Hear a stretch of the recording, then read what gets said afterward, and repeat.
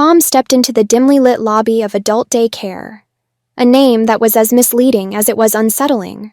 The walls were adorned with pastel colors, oversized teddy bears, and the faint scent of baby powder lingered in the air. Behind the counter stood a burly man with graying stubble and a bored expression. Willie.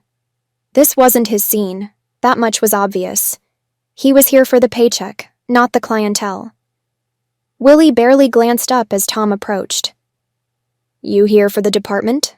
he asked, voice laced with monotony. Tom raised an eyebrow. "Something like that." Willie finally gave him a proper look. His eyes flickered with sudden recognition. "You a cop?" "No." "A reporter?" Tom smirked. "Something like that?" Willie snorted. "Yeah, figured as much." He leaned against the counter. "Look, I don't care what you're here for, but I know what you want. That woman on the tape? She only takes specific clients. You want to see her? Gonna need 10 grand up front." Tom kept his face neutral, but inside his stomach churned. "How do I know she'll even talk to me?" "She will. You just gotta prove you're serious." "And how do I do that?" Willie grinned, revealing a set of yellowed teeth. "Well, there's one way." Tom followed him through a door and down a set of rickety stairs into a basement that reeked of talcum powder and plastic. Against the far wall sat a crib, adult-sized. Nearby, stacks of onesies, pacifiers, and oversized diapers lined the shelves. Willie reached for a package, tearing it open before tossing something at Tom. The object landed in his hands, thick, crinkly, unmistakable. "Put it on." Tom stared at the babyish adult diaper in his hands, feeling his throat tighten. "You're joking." Willie just chuckled. "You want to meet her? This is how." Tom hesitated. He had gone deep undercover before, but this was pushing it. Yet 10 grand was a steep investment. He wasn't going to back out now. Grimacing, he stripped down, sliding the absurdly thick garment up his legs, the tapes fastened with a humiliatingly loud rip. Willie, meanwhile, grinned like a kid on Christmas. "Oh, this is gold," he snickered, pulling out his phone and snapping several pictures. "You're really not into this, are you?" Tom clenched his jaw. "Just do what you need to do." Willie laughed, stuffing the phone back in his pocket. "All right, you're good, get dressed." Tom barely had his pants back on before bolting out of there, face burning. Back at his apartment, he paced, waiting for any kind of contact. An hour later, his phone buzzed. A sultry voice purred through the receiver.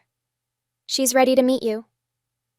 Tom drove to the designated motel room, knocking twice before the door creaked open.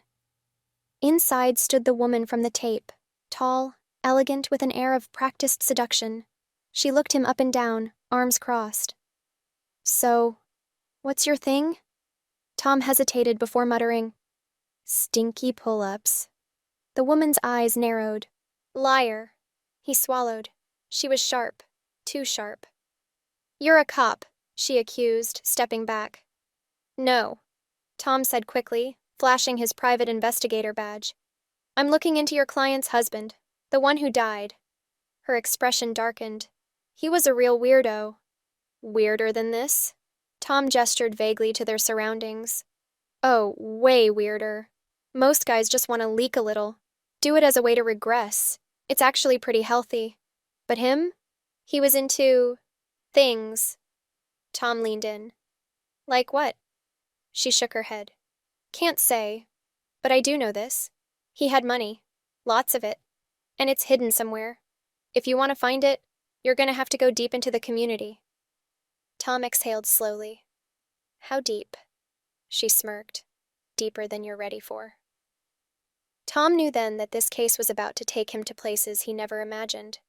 And for the money, for the truth, he'd have to become someone else entirely. The next day, Tom returned to adult daycare. This time he knew what to expect, but that didn't make stepping through the door any easier. Willie grinned when he saw him, already knowing why he was back. "You're actually doing it, huh?" Willie chuckled, arms crossed. "Guess you really need that money." Tom ignored the comment. "The woman, when and where?" "She doesn't meet just anywhere. And she's not convinced you're legit yet. Tom stiffened. I already played dress up for you. What else does she want? Willie tapped a finger against his temple, smirking. She wants to see you in action. Tom felt his stomach drop. Meaning? Willie shrugged, feigning innocence. She wants a show? You in full baby mode. Public setting. No way, Tom snapped. Willie sighed. Then I guess the money stays lost. Tom clenched his fists. He was in too deep now to back out. If he wanted answers, and the payout, he had to commit. Fine, he ground out. Where? Willie grinned and tossed him another package. This one contained a frilly pink onesie. Mall food court, noon. Tom groaned. This case just kept getting worse.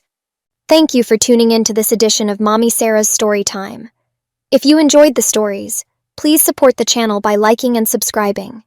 Remember, my channel is not monetized, and I write most of the content myself. On occasions when I don't, it's sourced through emails from trusted contacts. Please feel free to like, share, and subscribe. If you're able to, consider making a donation to support our channel. Your support means a lot. Thank you so much for watching, and I look forward to sharing more stories with you.